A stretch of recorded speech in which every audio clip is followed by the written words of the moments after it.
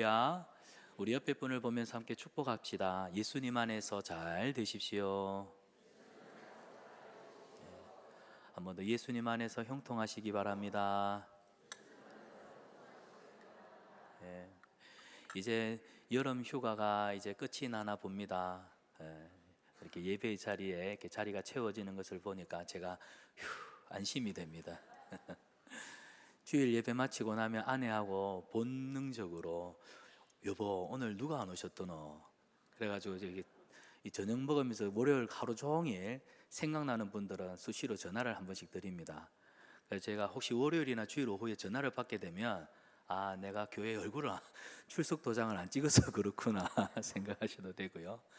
또 성령께서 감동을 주시면 또 생각나게 하시는 분들이 있습니다. 그렇게 전화를 하는 거니까 혹시나 담임 목사님 전화 왔다고 긴장하지 마시고 성도의 교제의 한 방편으로 전화 받아주시면 감사하겠습니다. 안 받는 분들한테 제가 상처가 되더라고요. 오늘 창세기 27장 두 번째 시간으로 야곱이 아버지를 속이던 그 사건을 함께 살펴보기를 원합니다. 여러분, 어떤 일로 인해서 자식이 부모님을 속여야 한다는 일은 참 가슴 아픈 일입니다. 오늘 성경에 보면 야곱이 아버지 이삭을 속이고 있죠. 근데 자식이 부모님을 속일 때는 둘 중에 하나가 크게 잘못하고 있을 때입니다. 뭐 예를 들면 제가 학교 다닐 때 그런 친구들을 많이 보았습니다. 이제 교회를 다니고 싶은데 교회 가니까 좋은데 부모님들이 교회를 다니지 않으시고 예수님을 믿지 않아요. 그래서 교회 간다는 소식이 부모님한테 알려지면 반드시 제지당할 걸 아니까 그러니까 친구들이 엄마 아빠한테 도서관에 간다, 공부하러 간다 그렇게 속이고는 교회를 가더라고요. 그런데 그렇게 해서 교회 왔는데 또 본인들의 마음이 편하냐? 편하지 않아요. 부모님을 속였다는 착하지요 참. 이 죄책감 때문에 교회 와서 예배를 드리는데도 얼굴 한편이 어두워지는 모습을 봅니다.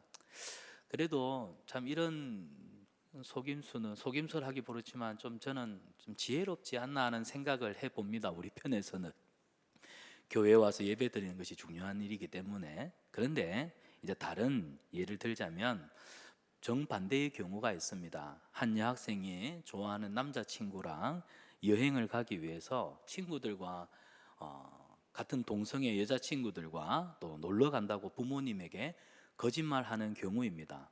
어느 수준까지 거짓말을 하냐면 이미 친구들한테 연락을 다 해놨어요. 우리 엄마 아빠가 혹시나 나를 의심할 수 있으니 전화를 받거든 반드시 너와 함께 제주도에 왔다고 좀 얘기해달라. 알리바이까지 완벽하게 짜 맞추는 거죠.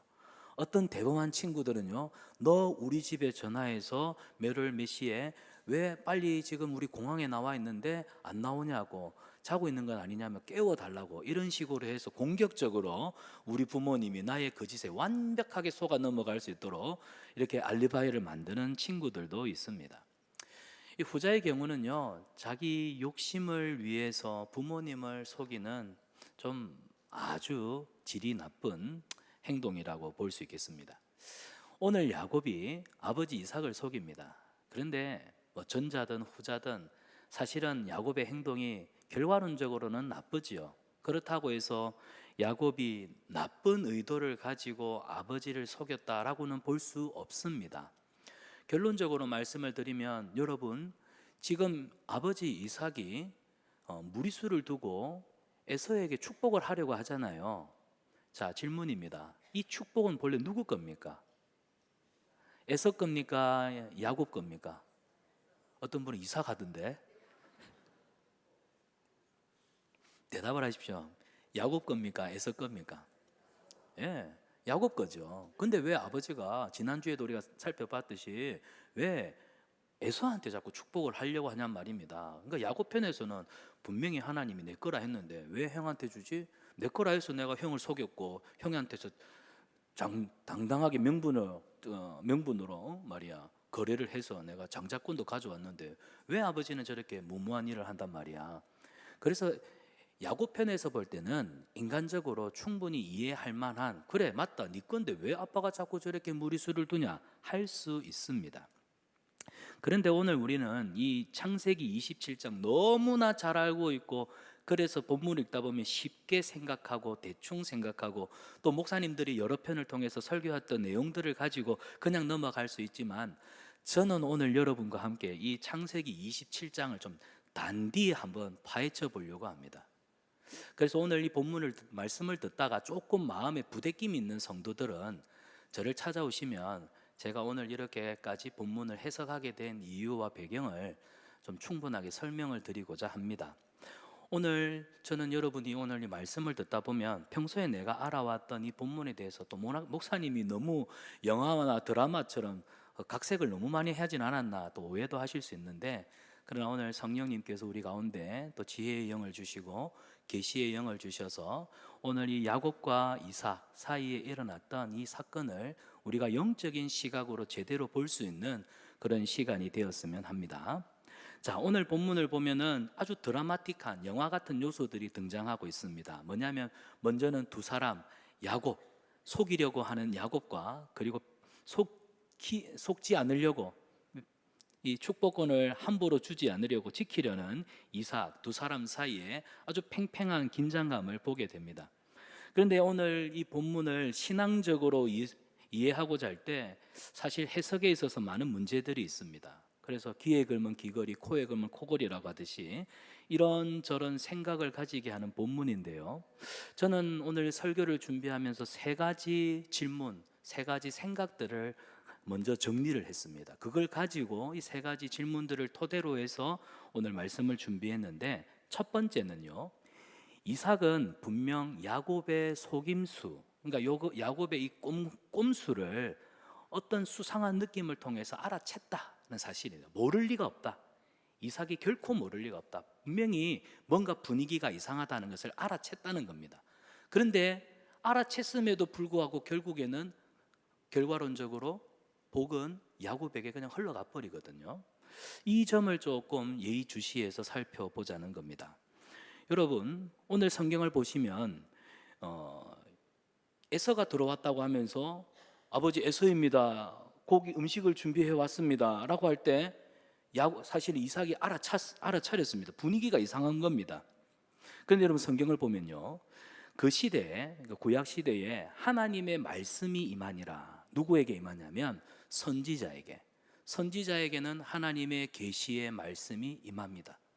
그래서 아브라함이나 이삭, 야곱, 요셉 이런 사람들은 단순히 믿음의 조상, 그 시대에 뭐 족장이다라고 볼 게 아니라 사실은 그 시대에 하나님의 말씀을 듣고 하나님의 말씀을 따라 하나님 나라를 세워간 선지자들입니다. 아브라함도 선지자고 이삭도 선지자입니다. 그런데 이 접근을 가지고 생각을 해보면 어떻게 이삭이 하나님의 선지자인데 에서와 야곱을 구별할 수 없었을까입니다. 여러분, 이 궁금증이 생기지 않습니까? 그리고 솔직하게 저는 이 말씀을 사실 한 2주, 3주 동안 계속 묵상을 하면서요, 이삭이 진짜 자식들한테 관심이 없는, 자녀들의 성장기를 제대로 살피지 않는 정말 무심한 무책임한 아버지가 아닌 이상, 저는 우리 집에 소명이하고 진명이를 딱 보면 집에 들어오는 소리부터 소명이가 왔네, 진명이가 왔다, 딱 알아차립니다. 뭐 탁탁 후닥닥 하면은 소명입니다. 근데 뭐 충청도 영감도 아니고 문이 드르륵 열리고 난 다음에 한참 그 현관문이 열리고 난 다음에 중문이 열리기까지 시간이 조금 지체가 되면 진명이가 왔구나, 좀 영감 같은 놈이 하나 들어왔다 싶으면 진명입니다.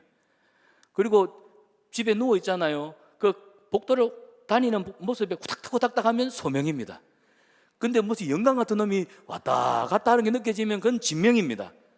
그런 그림만 들어도 나는 아들이 누군 줄 알겠는데, 어떻게 음성을 듣고 만져봤는데도 에서인지 야곱인지 똥인지 된장인지 구분을 못하는 이런 아버지가 있단 말입니까? 그래서 우리가 영적인 측면에서 볼 때 이 이삭이라고 하는 사람이 그 시대에 하나님의 말씀이 맺고 하나님의 영으로 충만한 사람이어야 하는데 에서인지 야곱인지 구분을 못했다 하는 건 영적으로 그만큼 무디어 있지 않나 생각해 봅니다. 그래서 제가 지난 주일에 내가 눈이 보이지 않으므로 죽게 되었나 보다라고 하는 이 소리가 믿음 없는 소리라고 말씀드렸잖아요. 그냥 쉽게 볼 게 아니에요. 내가 지금 앞이 안 보인다 해가지고 에서야 고기 좀 잡아 오늘에 시켰는데 그거 먹고 몇 년 더 살았다고요?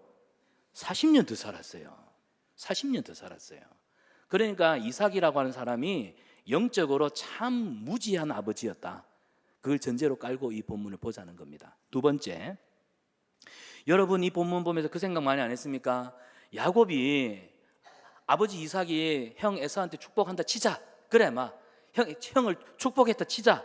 그래도 하나님이 분명히 약속했으니까 야곱이 성급하게 그냥 아버지 안 속이고 하나님이 복 주실 줄 믿고 끝까지 기다렸다면 어떻게 되었을까? 이 생각 혹시 안 해보셨습니까?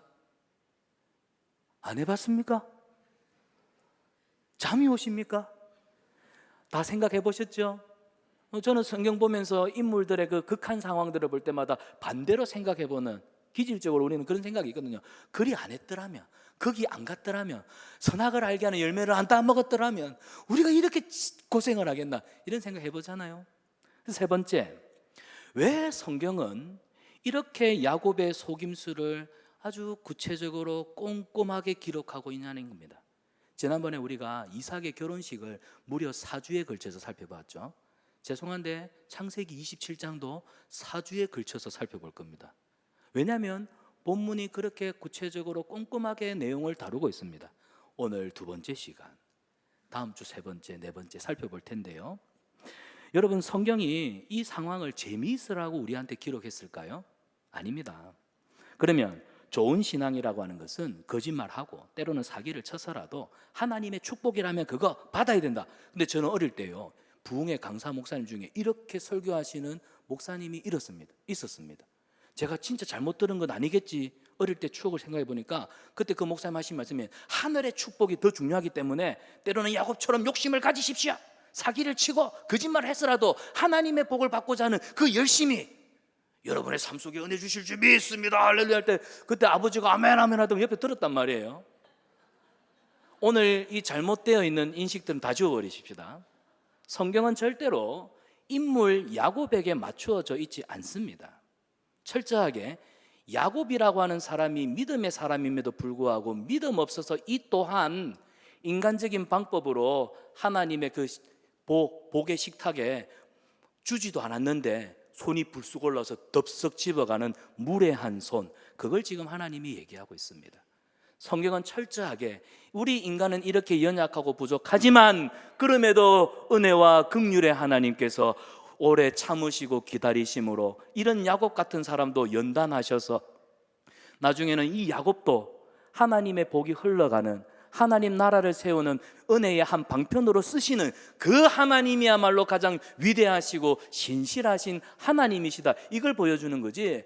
어디 야곱이 무슨 하나님입니까? 야곱처럼 하나님의 복을 사모함으로 거짓말, 그것도 때로는 지끈 감고 하십시오. 그거는 성경을 잘못 봤다라고 생각합니다. 여러분, 오늘 성경은요, 야곱이 얼마나 하나님 앞에서 믿음 없는가, 이삭도 그렇고 야곱도 그렇고 믿음의 사람으로서는 빵점, 이런 빵점짜리들이 지금 이런 일을 하고 있지 않느냐, 하나님이 우리에게 구체적으로 적나라하게 보여주신다는 사실입니다. 그래서 이 세 가지 어떤 내용들, 생각들을 가지고 오늘 본문을 살펴보려고 합니다. 자, 이제 오늘 일이 진행되고 있죠. 야곱은 어머니 리브가의 사주를 받습니다. 그래서 어머니가 야, 너 형 지금 사냥하러 갔으니, 보통 들에 살에 들으러 사도로 가서 사냥을 하면은 뭐 진짜 오늘 야곱의 말대로 아버지 재수가 좋아서 나갔더니 바로 사냥감이 있대요. 근데 그런 경우는 드뭅니다. 저도 아버지 따라 예전에 시골에서 공기총 들고 아버지가 꽁 사냥하러 갔는데 세상에, 아이고 진짜, 그 다음 말은 생략하겠습니다. 안 나타나더라고요. 이 꽁들이요, 알아요. 사냥꾼이 왔다는 걸 알아요. 여러분, 근데 오늘 지금 보면은 그 사이에 어머니 리브가가 에서의 사냥물 대신에 염소 한 마리를 요리를 해서 줍니다.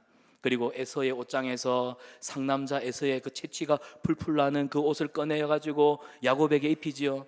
또 야곱은 털이 없습니다. 팔과 목이 매끈하니까요, 염소 털로 붙여서 위장을 시킵니다. 그리고 아버지가 보지를 못하잖아요. 근데 귀는 살아 있어요. 그러니까 목소리까지 에서의 목소리로, 평소에 야곱의 목소리는 아버지 하면은 에서는 아버지 이렇게 훈련을 시켜가지고 트레이닝을 시켜서 이렇게 이제 아버지를 철저하게 기만하려고 합니다. 여러분 본문을 보세요. 한 번 시작된 거짓말은 끝도 없이 거짓말에 거짓말을 놓지요. 여러분 첫 단추가 잘못 끼워지면 두 번째, 세 번째 단추도 잘못 끼워지는 것입니다. 우리가 인생을 살다 보면 첫 단추를 잘못 끼워서 나머지 단추들이 엉성하게 이상하게 매듭이 되어질 수가 있습니다. 그러나 그때는 우리가 잘못한 걸 인정하고요, 그 실수를 돌이켜야 됩니다. 야곱도 마찬가지예요. 어머니, 이건 아니잖아요. 아무리 그래도요, 이 방법은 아닌 것 같아요. 근데 돌이키지 않고 회개하지 않으니까 결국 억지를 부려가면서 아버지를 속이려고 철저하게 이렇게 술수를 써가는 인간적인 모습을 우리에게 보여주고 있습니다. 자, 본문 18절과 20절인데요, 제가 봉독하도록 하겠습니다. 야곱이 아버지에게 나아가서 내 아버지여 하고 부르니 이르되 내가 여기 있노라. 내 아들아, 네가 누구냐? 여러분 보세요. 벌써 목소리를 딱 듣고 보니까 에서가 아닌데 야곱인데, 그러니까 이삭이 묻잖아요. 내 아들아, 너 누구냐? 그 다음입니다. 야곱이 아버지에게 대답하되 나는 아버지의 맏아들 에서로소이다. 아버지께서 내게 명하신 대로 내가 행하였사오니 원하건대 일어나 앉아서 내가 사냥한 고기를 잡수시고 아버지 마음껏 내게 축복하소서. 이삭이 그의 아들에게 이르되 내 아들아, 네가 어떻게 이같이 속히 잡았느냐? 이것도 지금 보십시오. 어떻게 사냥을 이렇게 일찍 해야지? 근데 평상시대로 사냥하면 보통 한 3일, 빠르면 3일, 늦어도 한 일주일 그렇게 왔는데 어떻게 이렇게 빨리 왔지? 의심이 간다는 겁니다. 근데 야곱이 그러죠. 그가 이르되 아버지의 하나님 여호와께서 나로 순조롭게 만나게 하셨음이니이다. 오늘 우리 18절에서부터 20절의 내용을 보면요, 이삭은 지금 뭔가 이상하다는 걸 감지했습니다. 야곱이 음식을 들고 아버지 방에 들어왔을 때 이삭은요, 뭔가 이상한데 뭐가 이상합니까? 일단은 목소리부터가 이상하지 않습니까? 아무리 옷을 바꿔 입고 손에 목에 염소의 털을 붙여서도 음성만큼은 바꿀 수가 없는 겁니다. 이삭도 음성 자동 인식 시스템이 있었나 봐요. 보통 짐승을 잡으려면 막 며칠씩 쫓아다녀야 되는데 이번에는 너무나 이상할 정도로 빨리 잡아왔습니다. 그래서 이삭이 묻잖아요. 너 누구냐? 너 누구냐? 근데 여러분, 여기서 유명한 말을 남기게 됩니다. 음성은 야곱의 음성이지만 손은 에서의 손이로다. 여러분 지금 이 분위기가 느껴지십니까? 얼마나 아버지가 무지했는지. 음성은 야곱의 음성이지만 손은 에서의 손이로다. 여러분도 그리 하실 수 있습니까? 목소리는 진명이 목소리인데 후닥닥 뛰다닌 거 보니까 진명이로 아니잖아요. 지금요, 에서와 야곱을 구별하지 못한다, 이 말은 그만큼 이삭이 무뎌져 있다, 영적으로 진짜 깜깜이가 되어 있다, 이 말씀입니다. 이삭은 하나님의 선지자입니다. 선지자는 하나님의 영이 있는 사람이죠. 그러니까 그 영이 하나님의 영이 분별하게 하시잖아요. 그렇기 때문에 사람을 절대로 사람에게 속지 않습니다. 그런데 오늘 성경을 보면 또 한 가지가 뭐냐면 이삭과 아들 야곱이요, 아버지를 속이는데 전혀 거리낌이 없이, 그것도 여러분 한두 번 한 솜씨가 아닐 정도로 굉장히 두 사람이 손발이 척척 맞아가면서 거짓말을 하잖아요. 이게 지금 뭘 보여주는 것 같아요? 여러분 처음에 거짓말 해보셨습니까? 여러분 나쁜 짓 해보셨습니까? 그때 여러분 어땠습니까? 손이 떨리고 심장이 벌렁거리고. 저는 아직도 기억나는데 우리 동네에 오락실이 생겨가지고 초등학교 2학년 때인가 3학년 때인가 돈이 없어서 아버지 주머니에 동전을 꺼낼 때 정말 제 심장 소리가 귀에서 들리더라고요. 손이 어찌 덜덜덜덜 떨리는지 쑥 집어넣어서 빼면 되는데 그거 하나 꺼내는데 제가 진짜 무슨 슬로우 모션 찍는 것 같았어요. 여러분 아마 다 그런 경험이 있을 겁니다. 그런데 오늘 리브가와 야곱을 보십시오. 너무 대범합니다. 저는 여기서 이런 생각을 합니다. 하나님의 영이 이삭과 함께 하지 않기 때문에 만약에 엄마라도요, 아들아 우리가 아빠한테 거짓말은 못한다. 왠 줄 아나? 하나님이 아빠와 함께 하고 있거든. 하나님이 아빠와 함께 때문에 아빠는 우리가 거짓말하는 거 대번에 알아차린다. 그렇기 때문에 아버지한테는 거짓말이 통하지 않으니까 어떤 방법이 좋을까? 이렇게 갔어야죠. 그런데 엄마 리브가도 봐도 아들이 봐도 아버지는 영적으로 이 성령이 충만한 사람이 아니라 맹탕이라 앞도 보지 못하고 맨날 하는 소리가 죽는구나 이런 소리 하니까, 믿음 없는 소리 하니까 리브가의 눈에도 아들 야곱의 눈에도 아버지가 그냥 노망난 눈먼 늙은이밖에 안 보이는 겁니다. 사랑하는 여러분, 오늘 이 본문에서 우리가 영적으로 감지해야 될 것이 있죠. 믿음의 부모님들, 특별히 믿음의 가장들, 여러분 말씀 안에 깨어 있어야 됩니다.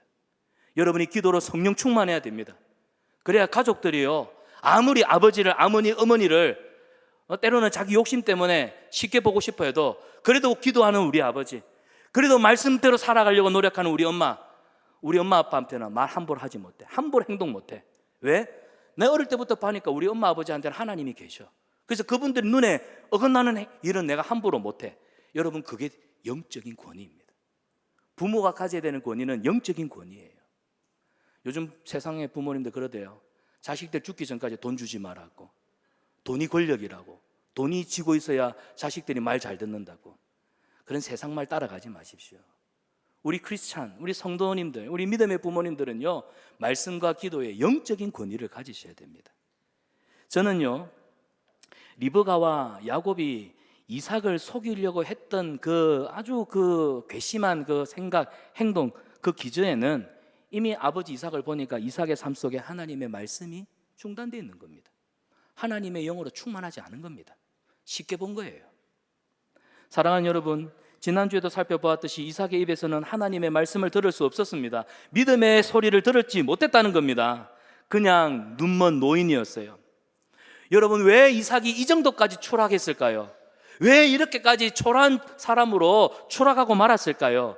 이유는 하나입니다. 이삭은 하나님 말씀에 순종하지 않았어요. 알면서도 순종하지 않는 이 불순종, 이 완고함이 있었기 때문입니다.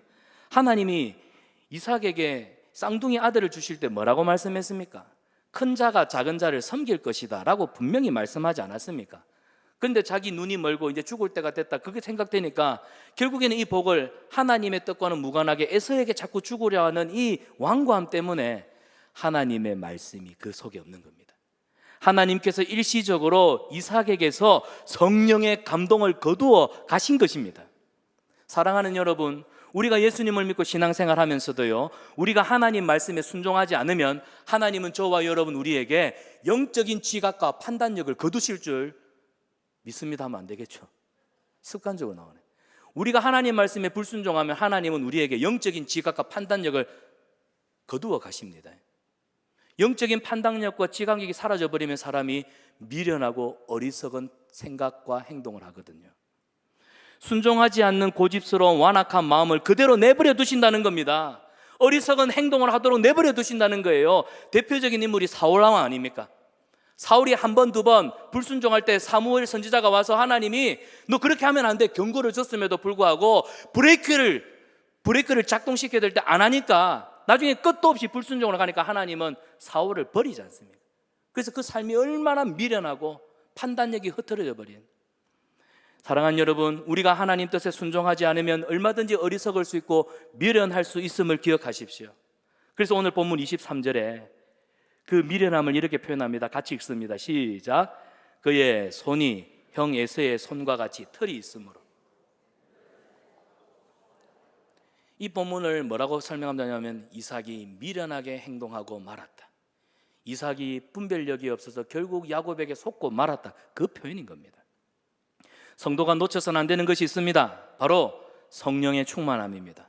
우리 안에 계시는 성령님이 우리 안에 계셔서 먼저는 하나님의 말씀을 깨닫게 하시고 그 다음에 하나님의 말씀에 순종할 수 있는 용기와 믿음 주시고, 또한 우리가 하나님 말씀을 듣고 읽고 묵상했다면 그 뜻이 하나님의 뜻인지 헤아릴 수 있는 지혜와 영안을 주시는 것.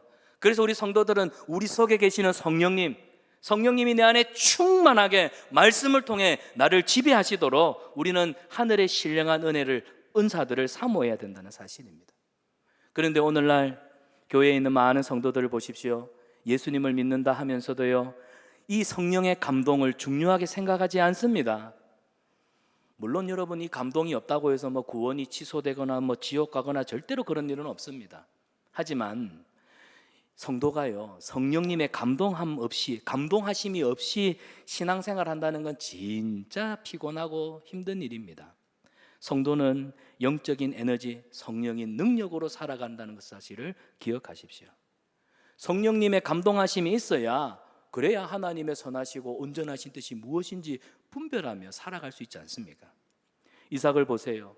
결국 성령의 감동하심이 없으니까 에서인지 야곱인지 구분을 못하지요.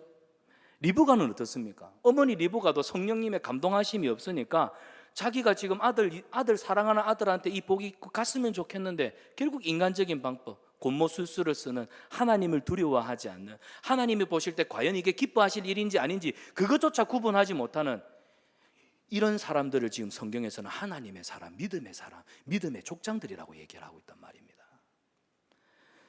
자, 성령은 진리의 영이십니다. 받아합시다. 성령은 진리의 영이시다. 그래서 성령님이 우리 안에 충만히 역사하실 때 우리는 의와 진리를 따라 거룩하게 살아갈 수가 있습니다. 그러면 두 번째, 이렇게까지 아버지를 속여서라도 축복을 받으려고 하는 야곱의 태도는 과연 옳은 것일까요? 옳은 것일까요? 여러분 벌써 아니지요. 고개가 잘래잘래 되지요. 이삭이나 야곱 모두 우리는 알다시피 하나님의 뜻을 압니다. 하나님은 큰 자가 작은 자를 섬길 것이다 했기 때문에 사실 이 복은 야곱한테 오는 것이 마땅합니다. 그런데 아버지 이삭이 형 에서를 자꾸 축복하려고 고집을 부리니까 야곱 편에서는 얼마나 답답하겠습니까? 저건 내 건데 왜 자꾸 아버지는 고집 부리지? 형 장자인 거 내 인정하지만 그러나 아버지보다 더 높은 하나님이 그 복 내 거라고 했는데 왜 아빠는 왜 하나님을 두려워하지 않고 왜 자꾸 욕심을 부리고 고집을 피워서 형한테 준단 말이야? 그러니까 야곱 편에서는 말을 해봤자 알아듣지 못하는 저 아버지 복장이 터지니까 나는 내 방식대로 내 정당한 권리를 내가 취득하란다. 근데 여러분 그렇게 결국에는 빼앗아버리잖아요. 근데 보세요, 저는 이런 경우를 영적인 딜레마라고 부르고 싶습니다. 무슨 말이냐면 선을 행하자고 하니 하나님이 약속하신 축복이 에서 형에게 뺏길 판이고, 그렇다고 내 권리를 주장하려고 하니 아버지 이삭한테는 이 내 말이 씨알도 먹히지 않고 결국에는 형을 제끼든지 속이든지 그래 해야만 내가 복을 받을 수 있기 때문에 이게 옳을까 저게 옳을까 이러지도 못하고 저러지도 못하는 이런 상황, 영적인 딜레마. 근데 여러분 이런 영적인 딜레마가 우리 성도들이 신앙생활, 여러분이 신앙생활 하는 가운데도 이런 영적인 딜레마에 빠질 때가 참 많다는 사실. 내 욕심대로 살자니 하나님 뜻에 저촉이 되고 하나님 뜻대로 순종하려니 내 삶이 너무 피곤하고 내 마음은 급한데 언제까지? 언제 또 답이 올지, 과연 내 생애에는 답이 올지 안 올지 그것조차 의심이 되는 그런 상황 속에서 결국에는 우리도 야곱처럼 불순한 이 야곱의 손이 쑥쑥 올라오지 않습니까? 자, 이럴 때는 우리 어떻게 하면 좋을까요? 그래서 성경에 이런 좋은 대안을 모델로서 하나님이 또 제시를 하시죠. 저는 이 경우를 사울과 다윗의 관계에서 좀 우리가 살펴보면 좋겠다 싶습니다. 여러분, 하나님은 사울에게 기름 부어 이스라엘 왕으로 세우셨습니다. 그런데 사울은 알다시피 적임자가 아니었어요. 그래서 하나님은 사무엘을 통해 다시 다윗에게 기름을 부어 왕으로 세웁니다. 이 소식이 사울 왕의 귀에 들어가니까 시기하고 질투하여서 사울을 죽이기 위해 집요하게 추적을 하지요. 다윗은 사울 때문에 굉장히 고통스러운 시간을 보냅니다. 그런데 여러분 보세요, 다윗의 사울을 죽일 수 있는 여러 번의 기회가 있었고 결정적인 기회가 2번이나 있었음에도 불구하고 다윗은 사울의 행명을 해치지 않았습니다. 그런데 시간이 지나고 나니까 사울은 블레셋과의 전쟁에서 죽게 되었고 다윗은 그 다음 이스라엘의 왕이 됩니다. 여기서 보세요, 다윗의 태도와 야곱의 태도가 다르지요. 다윗의 태도와 야곱의 태도는 다릅니다. 다윗이 사울에 대해서 일관적으로 가졌던 태도는 무엇입니까? 저 원수 같은 놈이 나를 죽이려고 쫓아다녀요. 얼마나 피곤한지 모릅니다. 그런데 내가 하나님께서 기름 부은 자, 하나님이 기름 부어 세우신 자, 사실 그 건이고 뭐고 간에 사실 능력치로 치면 사울은 다윗보다 한참 밑에 아닙니까? 그런데 인간적인 눈으로 사울을 경멸하거나 낮추어 보지 않았어요. 하나님이 기름 부어 세우셨다는 그 자체만으로도 다윗은 사울을 이만큼 높게 봤다는 겁니다. 사울을 죽일 수 있는 기회가 여러 번 왔지만 직접 공격하지 않고 사울을 선대했습니다. 왜 그랬을까요? 이런 다윗의 행동에서 발견되는 건 다윗은 하나님을 사랑했고 하나님을 경외했으며 하나님을 실로 믿었던 사람이다. 다윗은 하나님을 신실하게 믿었던 사람이에요. 그런데 오늘 야곱 보세요. 야곱에게는 그런 믿음이 하나도 보이지 않습니다. 어찌 보면 야곱이 하는 것이 믿음의 행동처럼 보일 수 있어요. 야곱 중심에서 이 사건을 풀어가다 보면 자칫 제가 어릴 때 목사님한테 들었다던 축복을 위해서는 좀 이렇게 할 수 있다, 그는 야곱 중심에서 성경을 잘못 해석한 거고요. 사실 성경은요, 야곱이 행동하고 있는 것들이 하나님 나라 백성으로서는 합당하지 않다는 걸 하나님이 아주 적나라하게 보여주시는 것입니다. 이건 믿음이 아니라는 거예요.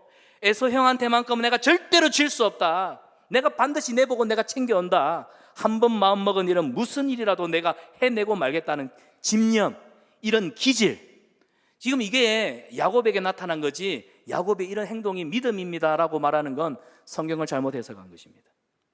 여러분, 이런 야곱의 기질과 본성은요, 외삼촌 라반의 집에 가서도 나타나지 않습니까? 아내 라헬을 구할 때도 외삼촌 라반이 라헬을 다른 사람 줄까 봐 그 집에 종이 돼가지고 그 집에 죽치고 앉아서 7년이나 14년이나 종살이 하면서 결국엔 자기가 원하던 거 취하고 말지요. 그 다음에 삼촌과 그 재산 분할해서 내 것이 없겠다 싶으니까는요, 야곱이 희한한 미신적인 방법을 동원해가지고 결국엔 자기 재산을 불려나가는 집념의 사나이입니다. 이 육신의 어떤 본성과 기질에 굉장히, 한마디로 육체의 소욕에 가장 가까운 사람이 야곱입니다. 그런데요, 이런 야곱의 모습이요, 설교를 준비하는 내내 야곱을 보는 게 아니라 저를 보고 있더라고요. 야, 야곱이 나다. 받아합시다. 야곱이 나다. 여러분, 야곱이 놈이 아니라 납니다. 우리 사실 예수님 믿고도 이렇게 안 살고 있습니까? 내 기질, 내 본성대로 신앙생활하고 있잖아요.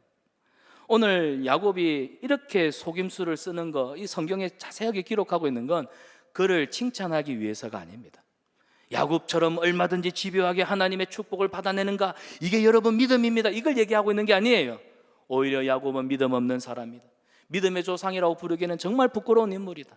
그러나 그런 야곱을 통해서도 하나님이 약속하신 하나님의 뜻과 계획을 펼쳐가시는 우리 하나님은 참 은혜로우시고 긍휼과 사랑과 또 인내로 우리 흠 많고 모나는 인생을 기다려주시는 그는 하나님이시다, 이걸 보여주고 있던 사실입니다. 여러분, 우리가 성경을 들을 때 아브라함을 보면 아브라함 너무 믿음 좋은 사람, 나하고는 거리가 멀어. 또 모리아 산에서 제물로 바쳐지는 이삭을 보면 야, 어떻게 저럴 수 있을까, 나는 저럴 수 없지. 아버지 와 그럽니까? 아버지가 칼을 빼들고 손을 딱 잡고는 아버지 노망났습니까? 우린 다 그랬을 거예요. 그런데 인물을 보지 마십시오. 우리는요, 하나님의 말씀을 믿습니다. 우리가 신앙생활하다 보면요, 오늘 사실 야곱처럼 믿음으로 하나님의 말씀대로 살노라 하지만은 말씀과는 정반대의 상황을 얼마나 맞닥뜨릴 때가 많습니까?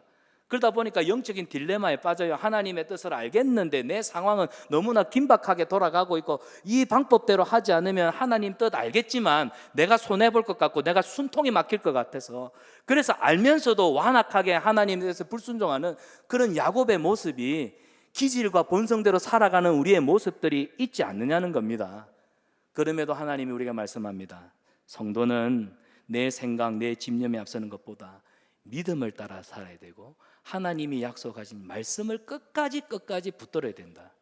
그래서 다윗이 순간에 유혹에 의해서 음란의 죄를 짓고 살인의 죄를 짓고 하나님과 예배가 단절되는 그 긴 시간들을 보냈지만, 그럼에도 하나님이 다윗을 용서하시고 그를 회복시켜 주셨을 때 다윗만한 사람이 있습니까?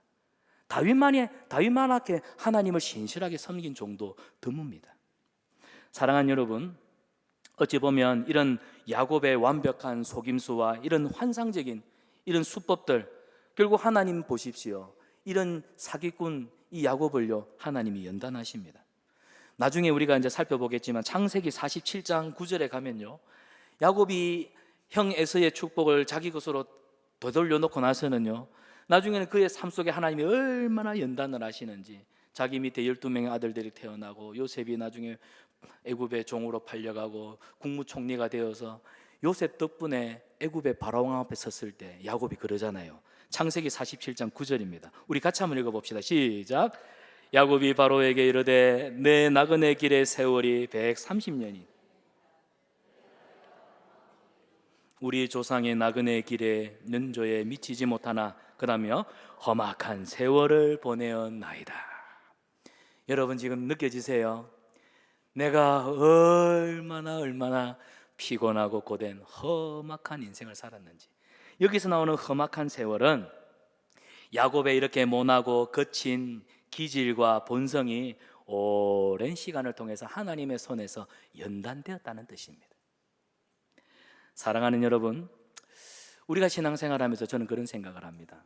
자기 자신에 대한 혐오, 내가 이것밖에 되지 않아, 내가 예수님의 사람, 내가 예수님을 믿는다고 하면서 내가 이것밖에 되지 않아, 자기 자신의 그 죄악의 이 더러운 본성 때문에 자기를 혐오해 보지 않은 사람은요, 절대로 제대로 된 믿음을 갖지 못합니다. 여러분, 우리가 진짜 하나님 앞에 온전한 믿음을 가지려고 한다면 내가 하나님 앞에서 얼마나 철저하게 완벽하게 죄인 중에 죄인인지를 깨달아야 돼요. 바울이 왜 바울이 된 줄 아세요? 바울은 다메섹 도상에서 예수님을 만나고 난 다음에 내가 죄인 중에 괴수로다, 자신이 얼마나 혐오스러운 죄인인지를 정말 하나님 앞에 철저하게 보았거든요. 그러니까 십자가 복음이요, 그의 가슴에 선명하게 새겨져서 한 번도 예수님을 만난 이후로는 한 번도 흐트러짐 없이 주님의 나라와 복음을 위해서 자기 생명조차도 아끼지 않고 흔들림 없이 달려가잖아요. 내 안에 있는 나쁜 기질, 진실하지 못한 본성을 제대로 봐야, 여러분, 우리의 그 죄악됨을 맞닥뜨려 봐야 내가 정말로 이것밖에 되지 않는 죄인이구나, 이걸 깨달아야 우리가 하나님 앞에 바짝 엎드리고 기도하고 회개하고 예배하며 감사하는 삶을 살아갈 수가 있습니다. 교회만 왔다 갔다 하는 인생 되지 마십시오. 내 안에 있는 죄를 보게 하여 주시옵소서. 우리가 개혁주의라고 하잖아요. 개혁주의 신앙의 5가지 중에 뭐냐면, 우리는 하나님 앞에 극악무도한, 전적으로 완벽하게 타락한 죄인이다. 죄인. 성경에 나오는 수많은 죄인들, 그들과 다를 바 없는 나는 죄인이다. 그런데 성경의 이야기는요, 그런 죄인들을 하나님이 뭐가 예쁘다고 하나님 나라의 보배로운 존재로 닦고 기름치고 조여가지고 하나님의 사람으로 만들어서 하나님의 위대한 구원 역사에 동참하게 하시더라는 거. 내가 뭐 잘났다고, 내가 뭐 예쁘다고.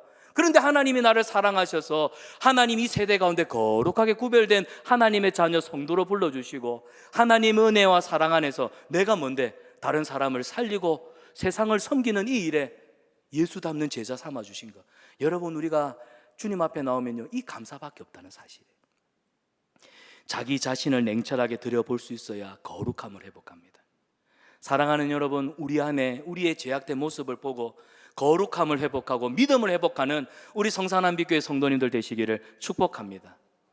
그래야 야곱처럼 알싸한 유혹이, 죄의 유혹이, 불순종의 유혹이 찾아올 때 NO! 하고 우리가 거절할 수가 있는 거예요.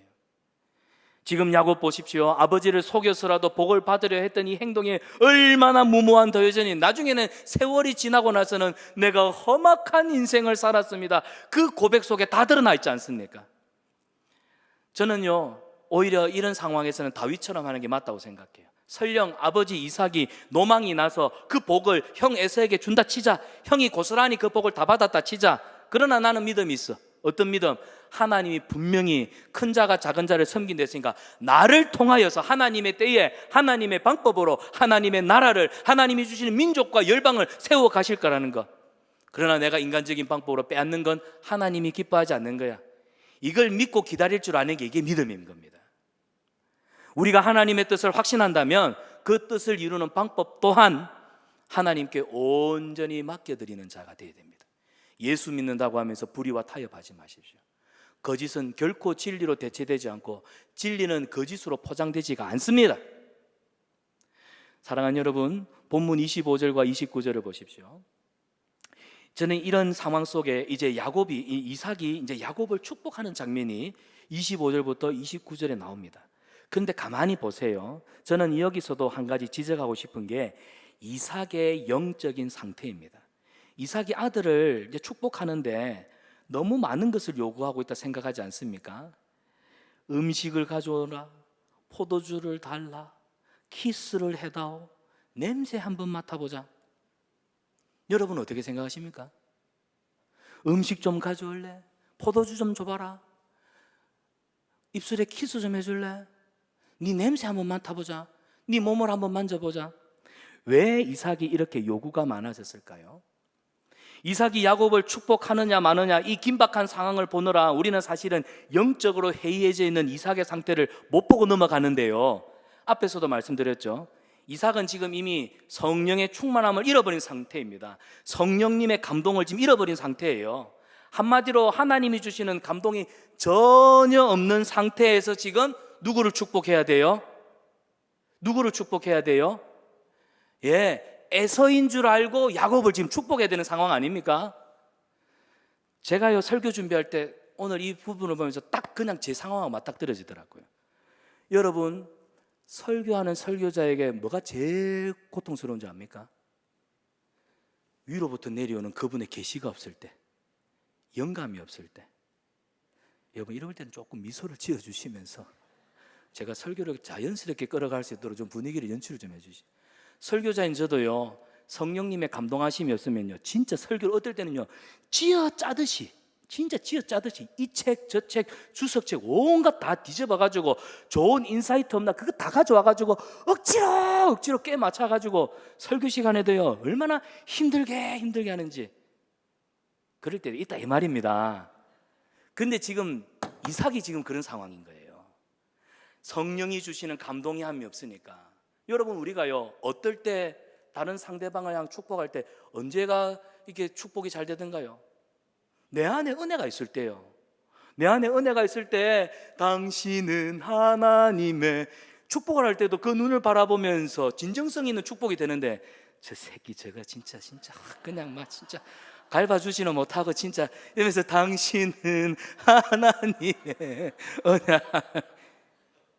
지금 이삭이 이런 상태라는 겁니다.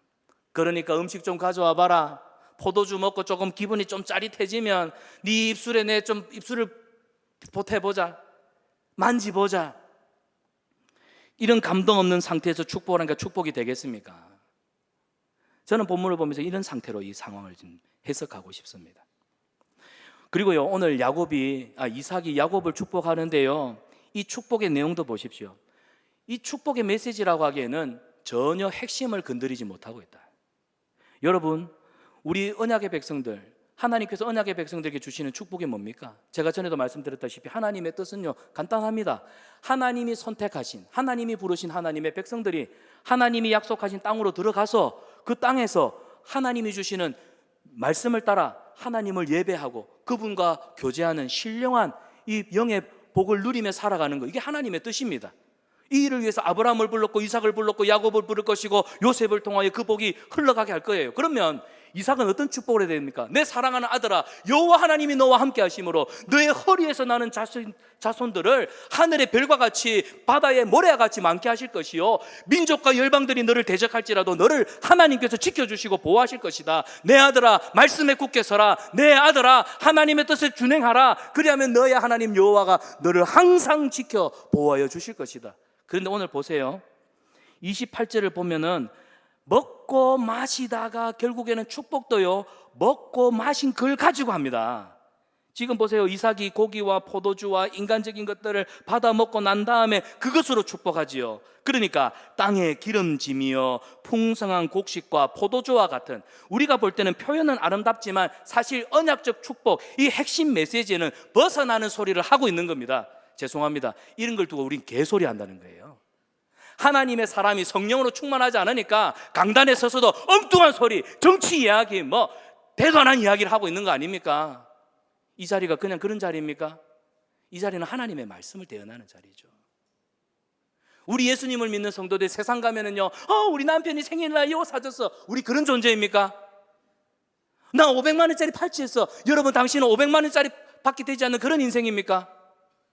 우리 속에 성령의 사람, 우리는 하나님의 사람, 말씀의 사람인데 그것으로 채워지지 않으니까 세상 사람들하고 내가 뭐 먹었어, 어디 갔다 왔어, 여름 휴가는 뭐 즐겼다, 세상 것으로 자랑하는, 얼마나 어리석고 초라합니까? 지금 이삭이 그러하고 있단 말이에요. 오늘 우리 모습은 그런 게 없습니까? 그래서 우리의 이 죄의 본성, 이 죄라게 하는 게 사람을 얼마나 어리석고 무지하고 미련하게 만드는지. 그래서 말씀과 기도 안에 깨어있지 않으면 우리가 예수님을 믿어도 우리 입 밖에서 우리 행동으로 나오는 것들이 세상 사람들하고 똑같은 냄새나는, 우린 절대 그리 살아서는 안 됩니다. 하나님의 감동이 우리를 떠나가면 받아합시다. 빈 껍데기만 남는다. 빈 껍데기만 되는 거예요.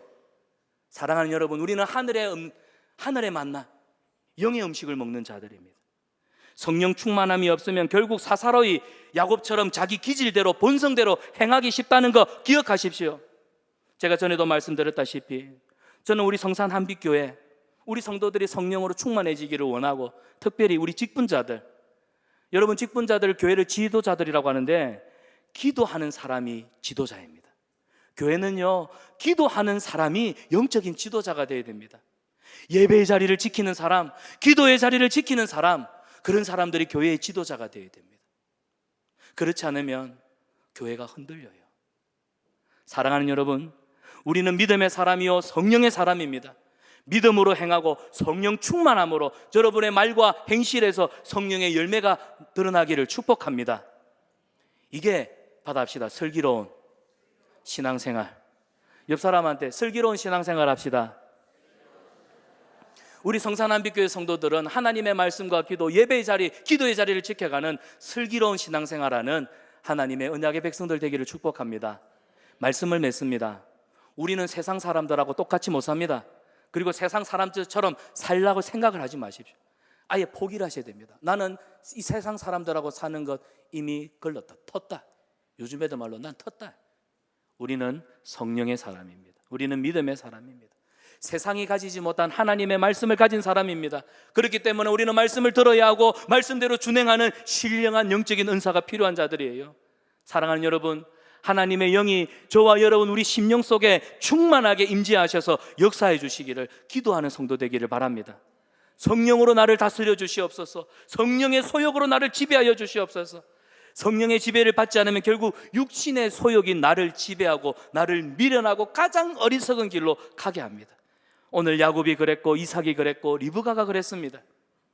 오늘 우리는 인간적인 방법, 세상적인 방법이 아니라 신령한 영의 소욕을 따라서 믿음으로 행하는 하나님의 백성 되기를 축복합니다. 말씀과 성령의 역사가 저와 여러분의 삶 속에 흘러넘칠 뿐만 아니라 그것에 감동이 되고, 또 우리 성도들이 모일 때 그런 삶들이 주변 사람들에게 감동이 되어서 우리의 예배가 더욱 풍성해지고 감사가 있고, 정말 하나님이 임재하시는 하늘의 예배가 이 땅 가운데 우리 성산한빛교회 예배 가운데 드러나는, 그래서 선한 영향력을 세상에 흘려보내는 축복의 통로가 되는 우리 교회 되기를 축원합니다.